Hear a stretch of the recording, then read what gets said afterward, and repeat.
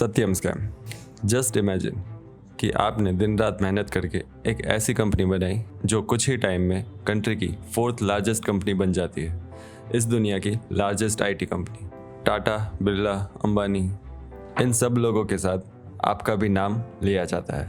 Magazine से लेके college student तक हर कोई आपको आंध्रा का बिल गेट्स बुलाने लगता है। रोलेक्स वॉचेस, अरमानी सूट्स, 20 से भी ज़्यादा लग्जरी कार्स और हर एक बच्चे की ज़ुबान पर आपका ही नाम। सब कुछ बहुत ही ज़बरदस्त चल रहा है, लेकिन अचानक एक खबर आती है और आपकी कंपनी का स्टॉक 158 रुपीज़ से सीधा नीचे 6.5 रुपीज़ पर आ जाता है। एक ही बार में आपके इन्वेस्टर का 7800 करोड़ रुपया मार्केट से गायब हो जाता है और इस देश का सबसे बड़ा कॉरपोरेट स्कैम सामने आता है। सत्यम, जो कंपनी एक टाइम पे इंडिया की 4th लार्जेस्ट आईटी कंपनी हुआ करती थी, किसी ने भी नहीं सोचा था कि इस कंपनी के अंदर कुछ ऐसा भयानक चल रहा है कि किसी को पता ही नहीं है। जनवरी 2009 में जब ये स्कैम दुनिया के सामने आया तो टीवी से लेकर मैगजीन हर कोई एक ही बात कर रहा था कि सत्यम कंप्यूटर्स ने अपने फाइनेंशियल को मैनिपुलेट किया, जिसके चलते इस पूरे स्कैम को एग्जीक्यूट किया गया। पर आज भी ऐसी कई सारी चीज़ें हैं जो कि आप और मेरे जैसे कॉमन लोगों से छुपाई जाती है। तो क्या है वो चीज़ें जो आज तक खुल के नहीं बताई गई? ये कहानी शुरू होती है 24 जून 1987 में, जब दो भाई मिस्टर रामालिंगा राजू और डीवी सत्यनारायण राजू साथ में मिलकर 10 इंजीनियर्स के साथ सत्यम कंप्यूटर्स नाम की एक कंपनी की शुरुआत करते हैं। आज जहां बड़ी बड़ी कंपनीज को स्टॉक मार्केट में एंट्री लेने में बड़ा वक्त लग जाता है, उस टाइम में सत्यम ने सिर्फ 5 साल के अंदर 1992 आने तक खुद को बॉम्बे स्टॉक एक्सचेंज में लिस्ट करवा दिया था। सत्यम 650 से ज़्यादा कंपनीज को अपने आईटी और बीपीओ सर्विस दे रही थी, जिसमें 185 कंपनी फॉर्च्यूनेट 500 कंपनी थी। सितंबर 2008 सत्यम कंप्यूटर्स को अपनी एक्सीलेंट कॉर्पोरेट गवर्नेंस के लिए ग्लोबल पीकॉक अवार्ड मिलता है। रामालिंगा राजू अब कोई बिजनेसमैन नहीं, बल्कि हर एक बंदे की इंस्पिरेशन बन चुके थे। पर किसे पता था कि 4 मंथ के अंदर इस कंपनी की तकदीर बदलने वाली थी। 7 जनवरी 2009 में कंपनी के बीओडी को एक लेटर मिलता है। Apologize to all Satyamites and stakeholders who've made Satyam a special organization. I am confident they stand by the company in this hour of crisis. In light of the above, I appeal to the board to hold together to take some important steps. Mr. T.R. Prasad is well placed to mobilize support from the government. इस एक letter ने सारे board of directors और करोड़ों of people जिन्होंने सत्यम computers के ऊपर पैसे लगाए थे, उन सब की जिंदगी हमेशा के लिए बदल दी। इस लेटर के अंदर मिस्टर रामलिंगा राजू सभी बोर्ड ऑफ डायरेक्टर्स को ये इन्फॉर्म करते हैं कि कंपनी के अंदर बहुत टाइम से एक बड़ा स्कीम चल रहा है। कैशियर अलायंस के फिगर को बहुत ज़्यादा इन्फ्लेटेड किया हुआ होता है। बहुत सारा ऐसा अक्रूड इंटरेस्ट है जो कि एग्जिस्ट ही नहीं करता। बहुत सारी ऐसी भी लायबिलिटीज़ हैं जो कि अंडरस्टेक कर रखी है। इस एक लेटर में मिस्टर रामलिंगा राजू ने ये क्लियरली लिखा है that the gap in the balance sheet is because of the inflated figures. It was like riding a tiger not knowing how to get off without being eaten. पर ये पूरे scam का राज रामलिंगा राजू के लिखे गए इसी लेटर के पेज नंबर 3 के अंदर छुपा हुआ है। वो चीज़ है जो ज़्यादातर लोगों को मालूम ही नहीं है। इस लेटर के पेज नंबर 3 में रामालिंगा राजू द्वारा लिखी गई ये 2 बातें बहुत ज़्यादा इंटरेस्टिंग है। नंबर 1, मैंने और ना ही मैनेजिंग डायरेक्टर ने इंक्लूडिंग अवर स्पाउसेस, हम में से किसी ने भी पिछले 8 साल में कोई भी सत्यम का शेयर नहीं बेचा है, सिर्फ उन शेयर्स के सिवा जो कि हमने पर्पसफुली डिक्लेयर करे थे और बेचे थे फिलैंथ्रोपिक पर्पस के लिए, यानी कि चैरिटी के लिए। और दूसरी चीज़, ना तो मैं और ना ही मेरे मैनेजिंग डायरेक्टर को, जो कि उनके भाई हैं, हम में से किसी को भी इस पूरे इन्फ्लेटेड स्कैम की वजह से 1 रुपये का भी फ़ायदा नहीं हुआ है। हाँ, आई नो कि ये 2 लाइंस देख के आप क्या सोच रहे होंगे कि हमें तो हर जगह से यही बताया गया था कि कंपनी के फाइनेंशियल को मैनिपुलेट करके राजू ब्रदर्स इन्वेस्टर्स का करोड़ों रुपए खा गए। लेकिन इस लेटर में लिखी गई स्टोरी तो एकदम ही अलग है। So what is the reality? Scam की असलियत को जानने के लिए ये 3 चीज़ें समझना बहुत ज़रूरी है। Number 1, book manipulation. Most of the cases में जब बुक्स को मैनिपुलेट किया जाता है तो जो उसका फाइनल गोल होता है वो होता है एक फाइनल स्ट्रॉन्ग बैलेंस शीट को दिखाना, जिस चीज़ के लिए सबसे पहले प्रॉफिट और लॉस स्टेटमेंट में हेराफेरी करी जाती है। मेनली सबसे ज़्यादा फेक इन्वॉइसेस क्रिएट करे जाते हैं, जिसके बदले में अब जो पैसा उन्होंने दिखाया है कि ये पैसा कंपनी के अंदर आया है वो कहाँ पड़ा हुआ है, उस चीज को बैकअप करने के लिए फेक बैंक स्टेटमेंट्स बनाए जाते हैं, जिससे कि ये दिखाया जाता है कि कंपनी का जो प्रॉफिट है वो बहुत ज्यादा बढ़ रहा है। सो इन शॉर्ट, इससे कंपनी का जो ऑपरेटिंग मार्जिन है वो बहुत ज्यादा हाई दिखता है, जिसकी वजह से कंपनी के कैश और बैलेंस के फिगर्स हैं वो बढ़ जाते हैं। यानी कि कंपनी की जो एसेट्स हैं वो एकदम से शूट अप कर जाएगी, और जैसे ही ऐसा होगा बैलेंस शीट के अंदर ऐसा दिखाई देगा कि कंपनी के पास बहुत ज़्यादा एसेट्स भी हैं और कंपनी स्ट्रॉन्ग फाइनेंशियल पोजीशन पे बैठी हुई है। मिस्टर रामलिंग राजू ने मनी, पावर, कंपटीशन, सक्सेस और प्रेस्टीज के लालच में अपने सभी रिस्पॉन्सिबिलिटीज़ को डिनाई करना वाजिब समझा। उसने अपने फ़ायदे के लिए अपने एथिक्स को भूल के अपने शेयर होल्डर्स का विश्वास तोड़ दिया।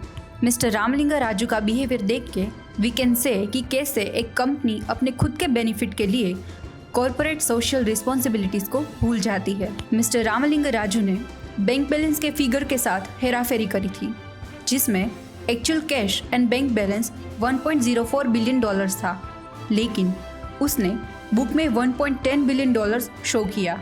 उसने फेक अकाउंट से 77.46 मिलियन का फेक इंटरेस्ट शो किया था, जो कि एक्चुअली में नॉन एग्जिस्टेड था।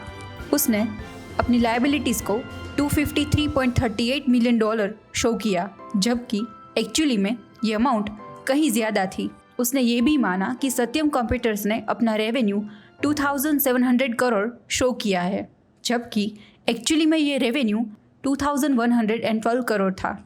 मिस्टर रामलिंग राजू ने यह फ्रॉड इसलिए किया था ताकि वो सत्यम के शेयर्स की प्राइस को बढ़ा सके और ज़्यादा प्रॉफिट कमा सके, बट बाद में ही रियलाइज्ड कि उससे बहुत बड़ी गलती हो गई थी, बट तब तक बहुत देर हो चुकी थी। तो ये मनी लॉन्ड्रिंग होती कैसे है? फॉर एन एग्जाम्पल, मेरी एक कंपनी है नेम्ड ए, जिसके पास काफ़ी ज़्यादा ब्लैक मनी पड़ा हुआ है और काफ़ी सारा ऐसा पैसा है जिसको मुझे अपनी जेब में डालना है, पर दिखाना नहीं है कि ये पैसा मेरी जेब में गया है। तो इस चीज़ को करने के लिए मैं किसी tax havens country like Mauritius, Cayman island और सेशल्स, इनमें से किसी एक कंट्री के अंदर एक शेल कंपनी फॉर्म करूंगा बाय द नेम बी, और मैं कंपनी ए से कंपनी बी में अपनी मनी को ट्रांसफ़र करूंगा, जिसके बदले कंपनी ए को company B fake bills create करके देगी, और जैसे ही ये पैसा मेरी सेल कंपनी बी में आ जाएगा तो यहाँ से मैं ये पैसा और ज़्यादा सेल कंपनीज में भेज दूंगा, जिससे लोग इस पैसे को ट्रेस ना कर पाए, या फिर बी कंपनी के नाम पे बहुत सारे स्टॉक्स, बॉन्ड्स, म्यूचुअल फंड्स और रियल एस्टेट, ये सारी चीज़ों में इन्वेस्ट कर दूंगा। मोस्ट ऑफ द केसेस में जो पैसा लॉन्डर करा जाता है, जिसको रियल एस्टेट के अंदर इन्वेस्ट करा जाता है, तो अल्टीमेटली मैं एज अ इंडिविजुअल पर्सन अपने नाम के ऊपर कुछ ऑन ही नहीं करूँगा। जो भी चीज़ें ऑन करती हैं वो कंपनी बी करती है, जिसके चलते कंपनी के जो रूल्स हैं और टैक्स हेवन कंट्रीज़ के अंदर जो रूल्स हैं वो बहुत ज़्यादा अलग होते हैं, जिससे मुझे टैक्स का भी बेनिफिट मिलता है और मुझे ये शो भी नहीं करना पड़ता कि पैसा मैंने कंपनी से निकाल कर अपने ऑन बेनिफिट के लिए यूज़ कर लिया है, और ऊपर से इस पैसे को ट्रेस करना भी बहुत टफ हो जाता है, क्योंकि ये जो टैक्स हेवन कंट्रीज़ के अंदर जो कंपनीज फॉर्म होती हैं उनकी डिटेल्स इतनी आसानी से मिलती नहीं है। पर मनी लॉन्ड्रिंग करने के बाद ये ज़्यादातर पैसे रियल एस्टेट में क्यों इन्वेस्ट करे जाते हैं? इसके 4 रीज़न हैं। Number 1, appreciation. ऐसा बहुत ही कम केस में होता है कि रियल एस्टेट की जो प्राइजेस हैं वो नीचे आ जाए, या तो वो उसी पे रहती है या तो वो बढ़ते रहते हैं। ऑन एन एवरेज हर 3 साल के अंदर एक प्रॉपर्टी 15% से ज़्यादा खुद को अप्रिशिएट कर लेती है। नंबर 2, डेप्रिसिएशन इन बुक्स। अगर आप किसी कंपनी के नाम पर रियल एस्टेट ओन करते हो और वो रियल एस्टेट रेसिडेंशियल नहीं है तो वो आपको 10% तक का डेप्रिसिएशन करना अलाउ करती है। Number 3, steady cash flow. अगर आपने रियल एस्टेट के अंदर इन्वेस्ट किया हुआ है और उसको आपने रेंट पर दिया है तो उससे आप रेगुलर रेंटल इनकम आती रहेगी।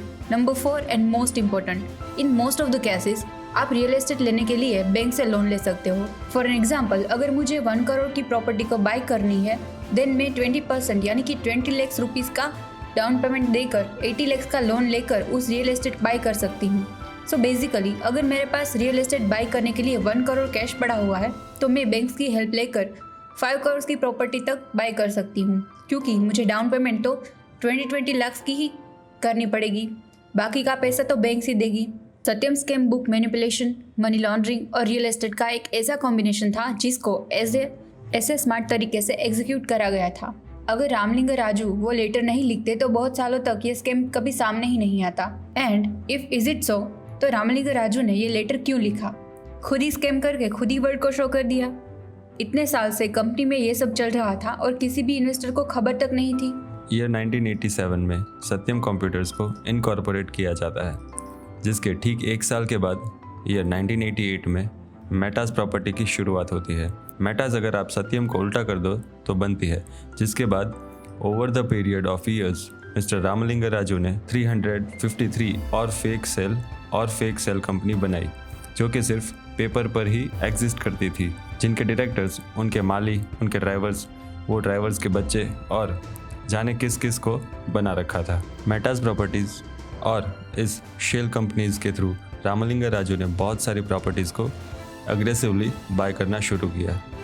तो लेट्स सी कि इस पूरे स्कैम के अंदर बुक मैनिपुलेशन कैसे करी गई थी। हर एक कंपनी के अंदर मल्टीपल डिपार्टमेंट्स होते हैं, फाइनेंस, HR, मार्केटिंग, लॉजिस्टिक्स, और ये सारे के सारे डिपार्टमेंट्स का जितना भी डेटा है, ये सारा का सारा डेटा ERP सिस्टम यानी कि एंटरप्राइज रिसोर्स प्लानिंग सिस्टम के अंदर स्टोर करा जाता है। ERP सिस्टम से ये डेटा MIS यानी कि मैनेजमेंट इंफॉर्मेशन सिस्टम के पास भेजा जाता है, ताकि वो इस पूरे डेटा को एनालाइज कर पाए और साथ ही साथ हर एक डिपार्टमेंट के लिए इंस्ट्रक्शन प्लान कर पाए कि हर एक डिपार्टमेंट को क्या करना चाहिए। साल 2010 से पहले इस सभी सिस्टम को फौज करना कोई बहुत ज़्यादा बड़ी बात नहीं थी। जिस चीज़ का फ़ायदा उठाया मिस्टर रामलिंग राजू ने, उन्होंने 7561 फेक इन्वॉइसेस इन सिस्टम को फर्ज करके उसके अंदर इन्फ्यूज कर दिए, जिससे ये दिखाई दिया कि कंपनी बहुत ज़्यादा प्रॉफिट कमा रही है और इतने सारे लोगों से अभी भी कंपनी को पैसे लेने हैं। बट इंटरेस्टिंगली, ऐसा करने से कंपनी के पास कोई कैश तो नहीं आया, लेकिन कंपनी के जो डेटर्स हैं, यानी कि वो लोग जिससे कंपनी को पैसा लेना है, उनका वॉल्यूम बढ़ता ही चला गया, जिसके चलते प्रॉफिट और लॉस स्टेटमेंट में ये दिखाया गया कि अभी बहुत सारे डेटर्स से कंपनी को पैसे लेने हैं और बैलेंस शीट स्ट्रॉन्ग होती चली गई। सिर्फ बुक्स ऑफ अकाउंट्स में डेटास का वॉल्यूम बढ़ा दिया और कंपनी के पास कोई कैश ही नहीं आया, तो फिर फाउंडर्स ने पैसा कैसे कमाया? कंपनी के स्टॉक्स। मेनली ये 2 चीज़ होती है। नंबर 1 सेलिंग, कि आप अपने स्टॉक्स को सेल कर रहे हो, जिसका डिसएडवांटेज ये होता है कि अगर आप ज़्यादा वॉल्यूम में अपने शेयर्स को सेल करोगे तो शेयर प्राइस नीचे आ जाने लगेगा। क्यों? मार्केट के अंदर जो शेयर प्राइस है उसका बहुत बड़ा एक फैक्टर है जो कि उसको अफेक्ट करता है, वो होता है डिमांड एंड सप्लाई। मार्केट के अंदर सप्लाई बढ़ गई और डिमांड अगर उतनी नहीं है, शेयर प्राइस तो नीचे आएगी ही। बट जैसे कि रामलिंग राजू ने उस लेटर के अंदर लिखा था कि उन्होंने कोई स्टॉक सेल नहीं किया है, जिसके लिए उन्होंने दूसरी टेक्निक का यूज़ करा था, जिससे शेयर को प्लेज करना बोलते हैं, जिससे मतलब कि बैंक्स के साथ अपने शेयर्स को गिरवी रखना। और इस चीज़ के ऊपर ज़्यादातर लोगों को डाउट नहीं होता है कि कुछ गड़बड़ चल रही है, क्योंकि ये प्रैक्टिस है वो ज़्यादातर प्रमोटर्स करते हैं। इसमें प्रमोटर्स को ये मेनली बेनिफिट मिलता है। Number 1 non dilution. आप अपने शेयर्स को गिरवी रख रहे हो पर उसे डाइल्यूट नहीं कर रहे, तो जो कंपनी का कंट्रोल है आप ही के हाथ में रहता है। Number 2 no income tax. आपने शेयर्स बैंक में गिरवी रखे हैं और उनसे आपने लोन उठा लिया है, तो अब आप मेनली कंपनी से कोई सैलरी विड्रॉ करो या ना करो, उस चीज़ पे आपको कोई इनकम टैक्स पे करना नहीं पड़ेगा, उस पैसे पे जिस पर आपने अपने शेयर को गिरवी रख के लोन लिया है। Third and most powerful repayment है that can be done in the form of shares. Let's take an example to understand that. Just assume कि मैंने बैंक से 1000 शेयर्स जिसकी वैल्यू 1000 रुपीज़ है, उसके बदले एक 10 लाख का लोन लिया। अब अगर मैंने अपने शेयर्स की वैल्यू बढ़ा दी, मेरे शेयर का प्राइस बढ़ गया है और मेरे एक शेयर का प्राइस 2000 रुपीज़ हो गया है, तो जितने शेयर्स मैंने बैंक के साथ गिरवी रखे थे उसमें से मुझे आधे शेयर को बेचना पड़ेगा या तो बैंक को देना पड़ेगा अपनी लोन को क्लियर ऑफ करने के लिए। और ऊपर से मैंने लोन ले रखी है तो मुझे उसका इंटरेस्ट भी पे करना पड़ेगा, जिसे मैं अपनी कंपनी एक्सपेंसेस से माइनस कर दूंगी। मिस्टर रामलिंग राजू ने बैंक के साथ अपने शेयर प्लेज करके बहुत सारा पैसा उठाया, जिसे उन्होंने Metas properties and Metas infra और 353 उनकी बाकी की जो शेल कंपनीज है इन सारी कंपनीज के अंदर डाल दिया और इसके बाद बहुत ही एग्रेसिवली उन्होंने रियल एस्टेट में इन्वेस्टमेंट करना शुरू किया। उनका लॉन्ग टर्म प्लान था कि जिस फिगर को वो इन्फ्लेट कर रहे थे, स्लोली जब रियल एस्टेट के प्राइस बढ़ते जाएंगे, एज ए रियल एस्टेट में उस वक्त बूम चल रहा था, तो उन प्रॉपर्टीज़ को सेल करके जो इन्फ्लेटेड गैप है उसे आराम से फिल कर देंगे। लेकिन ईयर 2008 में जैसे ही यूएस में लेमन ब्रदर्स क्रैश करती है, ये पूरा का पूरा गैप फिल करने का प्लान एक ही बार में फ्लॉप हो जाता है। रियल एस्टेट प्राइस अब ऑल टाइम लो पे आ चुके थे। मार्केट कब उठेगी नो वन नोस।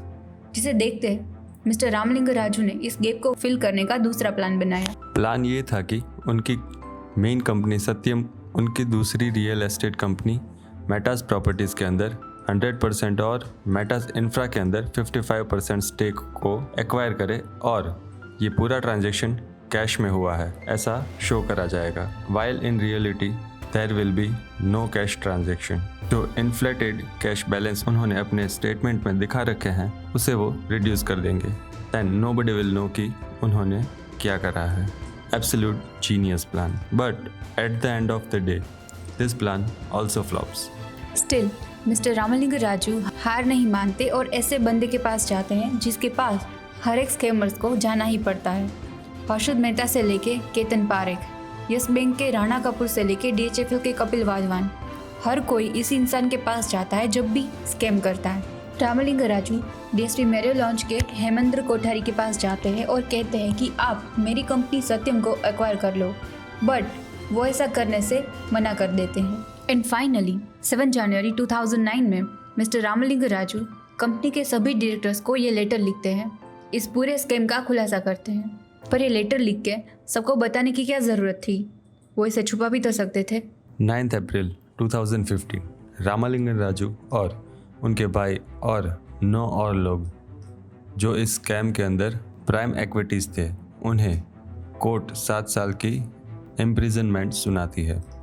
बट 11 मई 2015 एक मंथ के बाद मिस्टर रामलिंग राजू और बाकी सबको हैदराबाद का स्पेशल कोर्ट बेल दे देता है। स्कैम के बाद टेक महिंद्रा सत्यम को एक्वायर कर लेती है। Still Ramalinga Raju was still left with 1000 of crores, क्योंकि सब चला गया बट 353 शेल कंपनीज थी, उनमें से काफ़ी सारी कंपनीज में ये सारा पैसा छुपा हुआ है और जिसे ट्रेस करना डिफिकल्ट है। इस स्कैम को सामने लाने के ये 2 रीज़न हो सकते हैं। Number 1, mister Ramalinga Raju realised कि due to global financial crisis Satyam के पास इतना कैश नहीं था कि वो अपना नॉर्मल बिजनेस ऑपरेट कर सके। रियल एस्टेट के प्राइस गिरते ही जा रहे थे, so he thought to disclose the whole thing. Number 2, Maytas was formed in 1988 after a year of Satyam was formed, so business अच्छे तरीके से चलाने का कोई आइडिया ही नहीं था। तो गलत काम करने का इरादा तो स्टार्टिंग से ही बिल्ड करके रखा था, तो कंपनी बिक जाए या कुछ भी हो जाए उससे क्या ही फर्क पड़ता था। मैंने तो अपने पैसे कमा लिए, बस यही तो चाहिए था लाइफ में, क्योंकि आफ्टर ऑल मनी लॉन्ड्रिंग करके मैंने इतने पैसे तो कमा ही लिए हैं कि मेरी जिंदगी बड़ी आसानी से और सुकून से कट सकती है। So I hope you guys like this case study. Stay tuned for the next one. अगर आपको ये वीडियो पसंद आई है तो इस वीडियो को लाइक एंड शेयर करें और आगे ऐसे ही इन्फॉर्मेटिव केस स्टडीज देखने के लिए हमारे चैनल को सब्सक्राइब करें। Press the bell icon to get all the notifications. Short videos देखने के लिए हमें इंस्टाग्राम पे फॉलो करें। हाथ बढ़ाओ, व्यापार बढ़ाओ। डाउनलोड फायदे प्रो नाउ।